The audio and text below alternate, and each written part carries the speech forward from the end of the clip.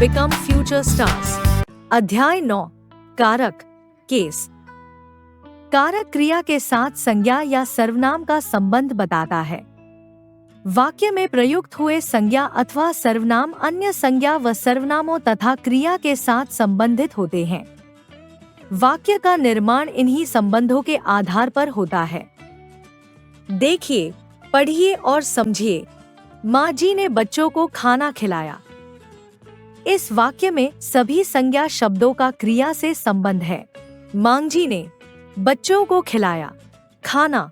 इस प्रकार वाक्य में प्रयुक्त संज्ञा या सर्वनाम शब्दों का उस वाक्य की क्रिया से जो संबंध होता है उसे कारक कहते हैं।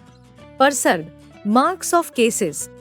संज्ञा या सर्वनाम शब्दों का क्रिया से संबंध व्यक्त करने वाले शब्दों को कारक चिन्ह या परसर्ग कहते हैं। विवेक ने मेहमान को पानी पिलाया। वाक्य में ने और को कारक चिन्ह है। वाक्यों में प्रयुक्त होने वाले अन्य कारक चिन्ह हैं से, के, द्वारा के अर्थ में, के लिए, असे, पृथवता के अर्थ में, का, के, की, रा, री, रे, में, पर। कारक के भेद। Kinds of cases. कारक निम्नलिखित 8 प्रकार के होते हैं। 1 कर्ता कारक, कारक चिन्ह ने। 2 कर्म कारक, कारक चिन्ह को। 3 करण कारक, कारक चिन्ह से। 4 संप्रदान कारक, कारक चिन्ह को, के लिए। 5 अपादान कारक, कारक चिन्ह से। 6 संबंध कारक, कारक चिन्ह का, के, की। 7 अधिकरण कारक, कारक चिन्ह में, पर। 8 संबोधन कारक, कारक चिन्ह है, अरे। 1 कर्ता कारक, नॉमिनेटिव केस। संज्ञा या सर्वनाम के जिस रूप से क्रिया के करने वाले का बोध होता है उसे कर्ता कारक कहते हैं। इसका कारक चिन्ह ने है। जैसे विनय अखबार पढ़ रहा है। रवि ने पानी पिलाया। शिखा ने पत्र लिखा। उपर्युक्त वाक्यों में विनय, रवि, शिखा क्रिया के करने वाले हैं। अतः विनय, रवि, शिखा कर्ता कारक हैं। पहले वाक्य में कर्ता विनय के साथ कारक चिन्ह परसर्ग ने का प्रयोग नहीं हुआ है, जबकि दूसरे और तीसरे वाक्य में कर्ता के साथ कारक चिन्ह ने का प्रयोग हुआ है। इस प्रकार कर्ता कारक का प्रयोग कारक चिन्ह के साथ भी हो सकता है और बिना कारक चिन्ह के साथ भी। 2 कर्म कारक, ऑब्जेक्टिव केस। वाक्य में जिस वस्तु या व्यक्ति पर क्रिया का प्रभाव या फल पड़ता है उसे कर्म कारक कहते हैं। इसका कारक चिन्ह को है। जैसे रवि अमित को पीटता है।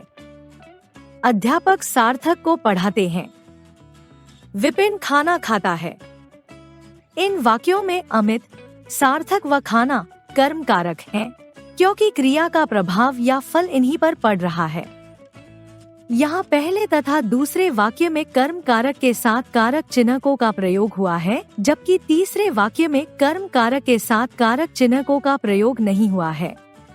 कर्ता कारक की भांति कर्म कारक का प्रयोग भी कारक चिन्ह के साथ अथवा कारक चिन्ह के बिना हो सकता है। 3 करण कारक, इंस्ट्रूमेंटल केस।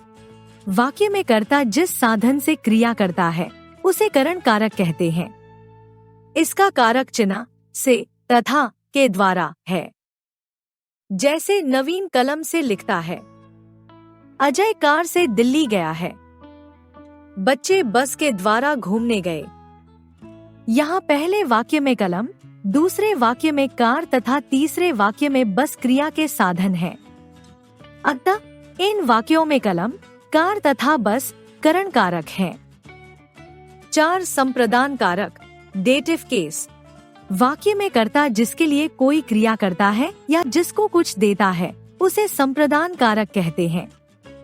इसका कारक चिन्ह को तथा के लिए है। जैसे नीशु ने मीना को पुस्तक दी। नेहा ने विनीता को खाना खिलाया। विनीत अपने भाई के लिए मिठाई लाया। यहाँ पहले वाक्य में कर्ता नीशु मीना को पुस्तक दे रही है। दूसरे तथा तीसरे वाक्य में कर्ता द्वारा क्रमश विनीता व भाई के लिए क्रिया की जा रही है। अतः मीना, विनीता तथा भाई संप्रदान कारक हैं। 5. अपादान कारक एब्लेटिव केस। जिस शब्द से किसी वस्तु या व्यक्ति के अलग होने का बोध हो उसे अपादान कारक कहते हैं। इसका कारक चिन्ह से है। जैसे नितिन छत से कूद गया, पेड़ से फल गिरा। इन वाक्यों में छत तथा पेड़ से क्रमश नितिन व फल अलग हो रहे हैं, अतः छत तथा पेड़ अपादान कारक हैं। करण कारक में कारक चिन्ह से का प्रयोग साधन के रूप में किया जाता है, जबकि अपादान कारक में कारक चिन्ह से का प्रयोग अलग होने के अर्थ में होता है। 6. संबंध कारक रिलेटिव केस। जिस शब्द से संज्ञा या सर्वनाम का संबंध वाक्य में आए हुए अन्य संज्ञा शब्द से प्रकट होता है उसे संबंध कारक कहते हैं। इसका कारक चिन्ह का, के, की, रा, री, रे है। जैसे यह मनोज का भाई है, यह मेरा विद्यालय है, ये रवि के कपड़े हैं, वे हमारी अध्यापिका है, वह आयुष की साइकिल है, तुम्हारे विद्यालय का क्या नाम है।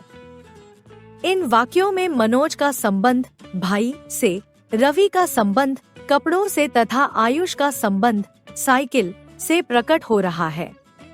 अतः इन वाक्यों में मनोज, रवि, आयुष संबंध कारक हैं। 7. अधिकरण कारक लोकेटिव केस। संज्ञा या सर्वनाम के जिस रूप से क्रिया का आधार, काल या स्थान ज्ञात होता है उसे अधिकरण कारक कहते हैं। इसका कारक चिन्ह में, पर है। जैसे मैदान में बच्चे खेल रहे हैं, कार सड़क पर दौड़ रही है। इन वाक्यों में मैदान तथा सड़क अधिकरण कारक हैं, क्योंकि मैदान तथा सड़क क्रमश बच्चों के खेलने और कार के दौड़ने की क्रियाओं के आधार हैं। 8. संबोधन कारक वोकेटिव केस। संज्ञा का वह रूप जिससे किसी को पुकारा व बुलाया जाए या सावधान किया जाए संबोधन कारक कहलाता है। जैसे हे प्रभु, मुझ पर दया करो, रवि, वहां मत जाओ, बच्चों, अब खेलना बंद करो। इन वाक्यों में प्रभु, रवि तथा बच्चों का प्रयोग पुकारने के लिए किया गया है, अतः प्रभु, रवि तथा बच्चे संबोधन कारक हैं। संबोधन कारक के बाद संबोधन चिन्ह या अल्प विराम लगाया जाता है। Like, share and subscribe.